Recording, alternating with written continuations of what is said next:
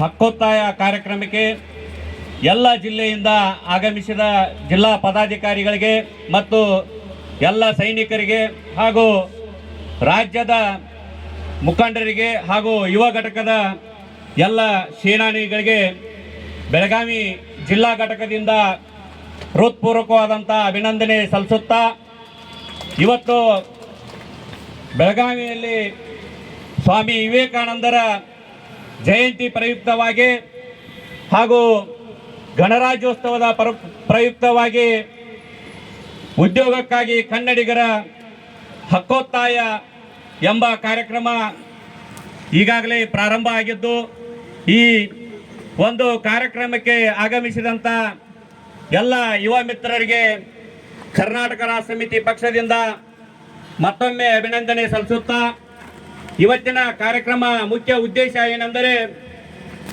ಯುವಕರಿಗೆ ಬಹಳ ಪ್ರಮುಖವಾದಂಥ ಒಂದು ಘಟ್ಟ ಇದು. ಕರ್ನಾಟಕ ರಾಷ್ಟ್ರ ಸಮಿತಿ ಪಕ್ಷದಿಂದ ಎಲ್ಲ ಯುವಕರಿಗೆ ಏನು ಉದ್ಯೋಗದಲ್ಲಿ ಆಗುತ್ತಿರುವ ತಾರತಮ್ಯವನ್ನು ತಪ್ಪಿಸಲು ಕರ್ನಾಟಕ ರಾಷ್ಟ್ರ ಸಮಿತಿ ಪಕ್ಷದ ಯುವ ಘಟಕದ ಸದಸ್ಯರೆಲ್ಲರೂ ಸೇರಿ ನಮ್ಮ ರಾಜ್ಯದಲ್ಲಿ, ಅದರಲ್ಲಿಯೂ ವಿಶೇಷವಾಗಿ ಉತ್ತರ ಕರ್ನಾಟಕದಲ್ಲಿ ಆಗುತ್ತಿರುವ ನಿರುದ್ಯೋಗಿಗಳ ಸಮಸ್ಯೆಗಳನ್ನು ನಾವೆಲ್ಲರೂ ಕ್ರೋಢೀಕರಣ ಮಾಡಿ ರಾಜ್ಯ ಸರ್ಕಾರಕ್ಕೆ ಒತ್ತಾಯ ಮಾಡೋಣ ಎಂದು ನಮ್ಮ ರಾಜ್ಯ ಯುವ ಘಟಕದ ಸಮಿತಿಯವರು ಜಿಲ್ಲಾ ಘಟಕದ ನಮ್ಮ ಬೆಳಗಾವಿ ಜಿಲ್ಲಾ ಘಟಕವನ್ನು ಸಂಪರ್ಕಿಸಿದಾಗ ನಾವೆಲ್ಲರೂ ಸೇರಿ ಮಾಡೋಣ ಎಂದ ಮಾತು ಕೊಟ್ಟಂತ ಸಂದರ್ಭದಲ್ಲಿ ಮತ್ತು ರಾಜ್ಯ ಯುವ ಘಟಕದ ಸಮಿತಿಯವರು ಸಹ ಈ ಕಾರ್ಯಕ್ರಮಕ್ಕೆ ಮುಂಚೆ 4 ದಿನಗಳ ಮುಂಚೆ ಬಂದು ಸಾಕಷ್ಟು ಪ್ರಯತ್ನ ಮಾಡಿದ್ದಾರೆ. ಆ ಯುವ ಘಟಕಕ್ಕೆ ಜಿಲ್ಲಾ ಘಟಕದಿಂದ ಮತ್ತೊಮ್ಮೆ ನಾನು ಅಭಿನಂದನೆ ಸಲ್ಲಿಸ್ತೇನೆ.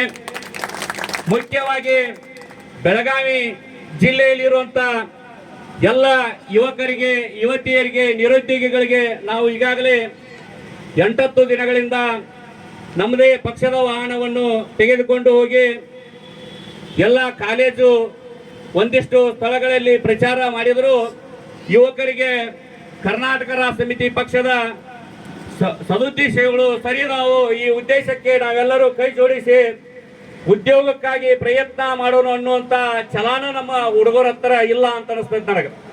ಯಾಕಂದ್ರೆ ನಾವು ಸಾಕಷ್ಟು ಪ್ರಯತ್ನ ಮಾಡಿ ಈಗಾಗಲೇ 8 ದಿನಗಳಿಂದ ಯುವಕರನ್ನ, ನಿರುದ್ಯೋಗಿಗಳನ್ನ ಸಂಪರ್ಕ ಮಾಡಿದ್ರು. ನಾವು ಕಂಡುಕೊಳ್ಳುವಂತ ಶಕ್ತಿ ಯುವಕರಿಂದ ಇಲ್ಲ ಅಂತೇಳಿ ನಮ್ಗೆ ಮತ್ತೊಮ್ಮೆ ಕಂಡು ಬರತದೆ. ದಯವಿಟ್ಟು ಮುಂದಿನ ದಿನಮಾನದೊಳಗ ಯುವಕರು ತಾವೆಲ್ಲರೂ ಒಗ್ಗಟ್ಟಿನಿಂದ ಕೈ ಜೋಡಿಸಲಿಲ್ಲ ಅಂತಂದ್ರ ನಮ್ಮ ರಾಜ್ಯ ಸರ್ಕಾರ ಇರ್ಬೋದು, ಕೇಂದ್ರ ಸರ್ಕಾರ ಇರ್ಬೋದು, ನಿಮ್ಗೆ ಎಂದೂ ಉದ್ಯೋಗನ ನೀಡುವಂಗಿಲ್ಲ.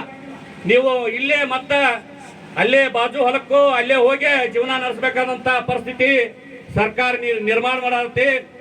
ದಯವಿಟ್ಟು ಮುಂದಿನ ದಿನಮಾನದೊಳಗಾದ್ರೂ ತಾವೆಲ್ಲರೂ ಕೈ ಜೋಡಿಸಿ ಕರ್ನಾಟಕ ರಾಷ್ಟ್ರ ಸಮಿತಿ ಪಕ್ಷದೊಂದಿಗೆ ಕೈ ಜೋಡಿಸಿ ಹೋರಾಟಕ್ಕೆ ಮುಂದಾದಲ್ಲಿ ತಮ್ಮ ನಿರುದ್ಯೋಗಿ ಸಮಸ್ಯೆಗಳನ್ನು ನಾವು ಬಗೆಹರಿಸಲು ಕರ್ನಾಟಕ ರಾಷ್ಟ್ರ ಸಮಿತಿ ಪಕ್ಷ ಯಾವಾಗಲೂ ತಮ್ಮ ಬೆನ್ನ ಹಿಂದೆ ಇರುತ್ತದೆ ಎಂದು ಹೇಳುತ್ತಾ ನನ್ನ ಮಾತಿಗೆ ವಿರಾಮ ಹೇಳುತ್ತೇನೆ.